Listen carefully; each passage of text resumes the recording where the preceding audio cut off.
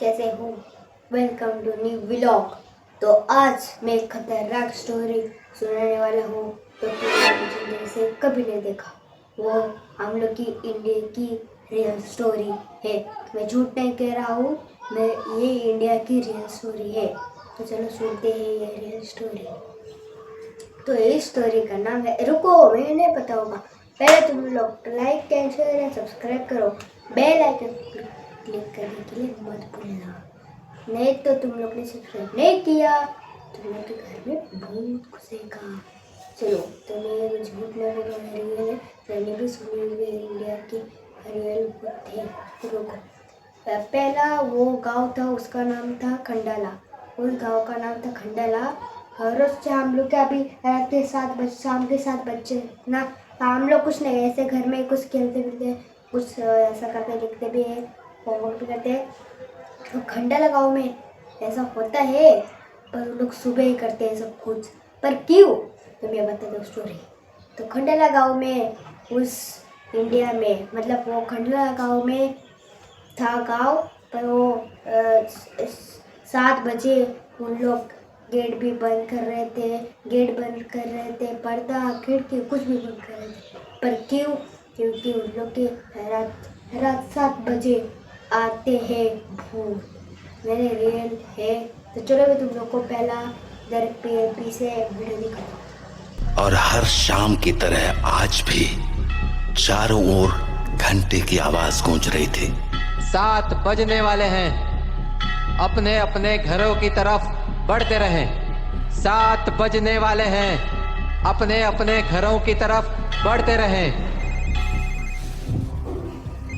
Hello जी राणा साहब। देखो, बोला 7 बजने वाले हैं, सब लोग घर गए या नहीं? जी जी। था और राणा सबकी वो, मतलब शादी हो गई राणा सबकी, तो राणा सबकी वो थी, तो वो भी मर गई। तो पहला हम लोग वीडियो दिखाते हैं वो कैसी स्टोरी थी। तो फटाफट से सब्सक्राइब करो, नहीं तो भूत घुसेगा। तो चलो तो पहला वीडियो देखते हैं, तो तभी एक्सप्लेन करते हैं। पता है ना 7 बजे के बाद क्या होता है? फौरन घर भेज सबको। जी जी, आप चिंता मत कीजिए, 7 बजने से पहले मैं सभी को घर भेज दूंगा। ठीक है, तू भी जल्द घर चले जा। जी राणा साहब, कल मिलते हैं। देव, हाँ हाँ पापा। 7 बजने वाले हैं, जाओ जाके सारे खिड़की दरवाजे बंद कर दो। हाँ पापा। 7 बजने वाला है, अपने अपने घरों की तरफ बढ़ते रहो। हे चढ़ो रे सब, दुकान बंद हो गई अब। अरे काकी चाय तो पिला दे। रे बावड़े, घंटी की आवाज ना सुनी के तेने? 7 बजन को है, जल्दी से घर निकल वरना। अरे बुढ़िया तू बहुत सोचती है, ये सब बस फालतू की बातें हैं, इतना दिमाग मत लगाया कर। बब्बन बेटे, थारे से बहस करने का समय ना है हमारे पास। बेहतर होगा कि 7 बजन से पहले तू अपने घर पहुंच जा, क्योंकि अगर रास्ते में वो मिल गए ना तो दोबारा यहाँ मत आइयो, क्योंकि मैं दरवाजा ना खोलूंगी, समझ गया? जा यहाँ से अब। हाँ जाता हूँ।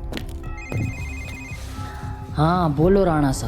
काकी, सब लोग घर चले गए ना? हाँ सब चले गए। ठीक है, आप भी याद से खिड़की दरवाजे बंद कर लेना। रोज फोन करके यही बोले है तू। अरे 7 महीनों से गांव में कुछ ना हुआ तो अब क्यों जावेगा? 7 महीने पहले जो हुआ था वो दोबारा भी हो सकता है, इसलिए सावधानी जरूरी है। पापा, हाँ? सारे खिड़की दरवाजे लगा दिए। और पर्दे लगाए? पर्दे क्यों, खिड़कियां लगा तो दी हैं। और वैसे भी वो लोग तो तभी अंदर आ सकते हैं ना जब उन्हें अंदर बुलाया जाए। तो फिर देव, होश में हो? ये क्या बोल रहे हो? अरे हम पर्दे उनसे छिपने के लिए थोड़ी लगाते हैं, बल्कि इसलिए लगाते हैं ताकि हम उन्हें ना देख सके, उनसे बात ना कर सके और उनके बहकावे में ना आ सके। ऐसी गलती बहुत से लोगों ने की थी, उनके साथ क्या हुआ ये पूरा गांव जानता है, इसीलिए अच्छा होगा कि हम वो गलतियां ना दोहराएं। पापा, क्या मम्मी के साथ भी ऐसा ही कुछ हुआ था? क्या वो भी?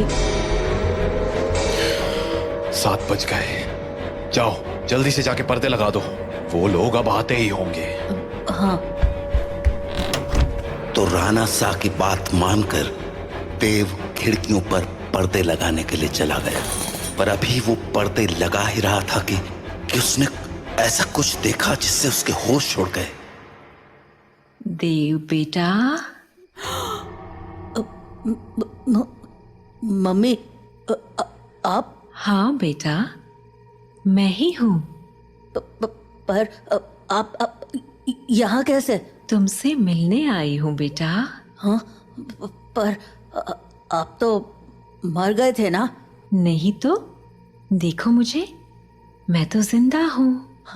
लेकिन पापा ने तो बोला आप मर चुके हो। फिर? तुम्हारे पापा झूठ बोल रहे हैं बेटा। मतलब आप मरे नहीं हो? नहीं, मैं तो बस रास्ता भटक गई थी। आज बहुत मुश्किल से तुम्हारे पास आ पाई हूँ, बस तुमसे मिलने। हाँ, सच्ची? हाँ बेटा, हाँ। अब चलो, मुझे अंदर आने दो। 7 बज गए हैं, वो लोग आते ही होंगे। हाँ, मैं पापा को बोलता हूँ। नहीं नहीं, पापा को क्यों बुला रहे हो? वो मुझे देख तो पाएंगे नहीं, और जब तक मैं उन्हें समझाऊंगी तब तक तो बहुत देर हो जाएगी। इसलिए तुम ही जल्दी से दरवाजा खोल दो, जाओ। पर पापा ने 7 बजे के बाद दरवाजा खोलने से मना किया है। बेटा, मेरे पास ज्यादा वक्त नहीं है, मैं ज्यादा देर तक बाहर नहीं रह सकती। तुमने दरवाजा नहीं खोला तो? नहीं, मैं खोलता हूँ। थैंक यू बेटा। तो देव अपने घर के दरवाजे पर पहुंचा और दरवाजा खोल दिया। पर जब सामने कोई नहीं देखा तो उसने अपनी मम्मी को आवाजें लगानी शुरू की।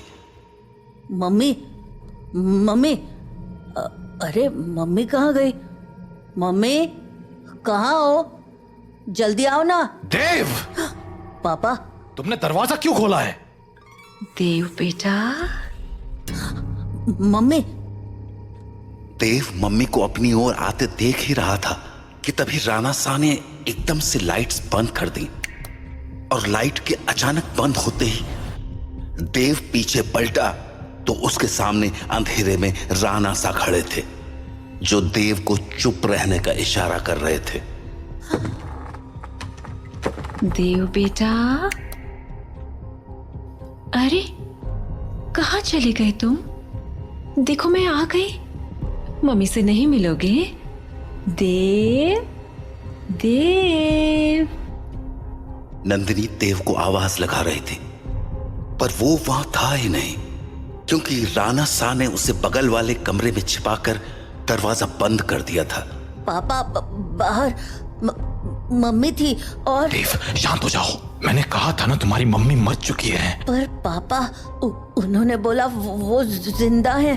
और देव बेटा, तुम अंदर हो ना? दरवाजा नहीं खोलोगे? तुम्हारी मम्मी आ गई, दरवाजा खोलो बेटा। पापा। कोई आवाज मत करो। लेकिन पापा, मुझे मम्मी से मिलना है। तुम्हें अगर सच में लगता है कि वो तुम्हारी मम्मी है तो उनसे कल सुबह मिल लेना, ठीक है? पर अभी के लिए शांत हो जाओ। राणा शाह, ओ राणा शाह, अरे मिलने दो ना मुझे देव से। कब तक झूठ बोलोगे उससे कि मैं मर चुकी हूँ? राणा शाह, आप सुन रहे हो ना? पापा। बेटा, बिल्कुल भी ध्यान मत दो और आंख बंद करके सो जाओ।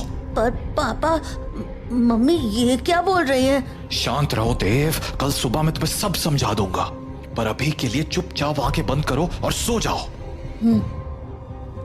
तो देव अपने पापा के कंधे पर सर रखकर सो गया, और जब सुबह हुई तो राणा शाह देव को आवाज लगाते हुए बोले, देव उठ जाओ, सुबह हो गई है।